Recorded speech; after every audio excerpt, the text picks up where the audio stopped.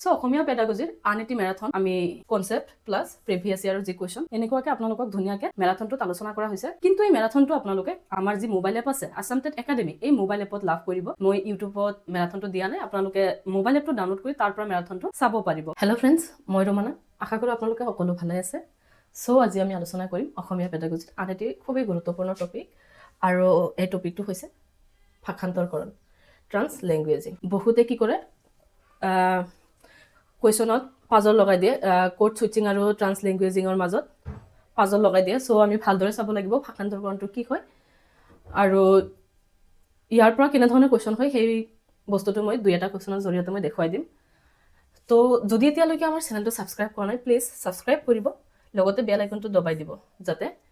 next টপিকৰ ওপৰত মই video' upload কৰাৰ লগে লগে আপোনালোকে নটিফিকেশ্যনৰ জৰিয়তে লাভ কৰিব পাৰে এতিয়া চাওক ভাষান্তৰকৰণ কি হয় ট্ৰান্সলেংগুৱেজিং মানে কি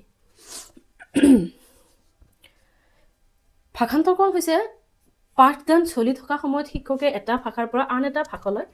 যোৱা প্ৰক্ৰিয়া ইয়াত কি কৰিব শিক্ষকে বিভিন্ন ভাষাক পাঠদানৰ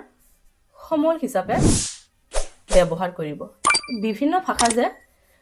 ব্যৱহাৰ কৰিল এই ভাষাক শিক্ষকে কি কৰিব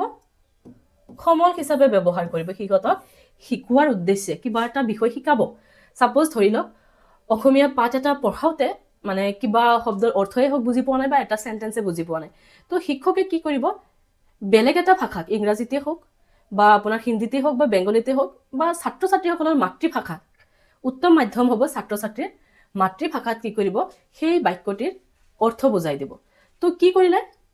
এই ভাষাটো যে ব্যৱহাৰ কৰিলে ভাষাটো এটা সমল হিচাপে ব্যৱহাৰ কৰিছে নহয় জানো তো ভাষান্তৰকৰণ মানে 3 নম্বৰ কি দিছে চাওক ভাষান্তৰকৰণৰ মূল উদ্দেশ্যত কোনটো অন্তৰ্ভুক্ত নহয় আমাক এবাৰ নহয়টো সুধিছে চাওক ভাষান্তৰকৰণৰ মূল উদ্দেশ্যত ভাষা জ্ঞানৰ বিকাশ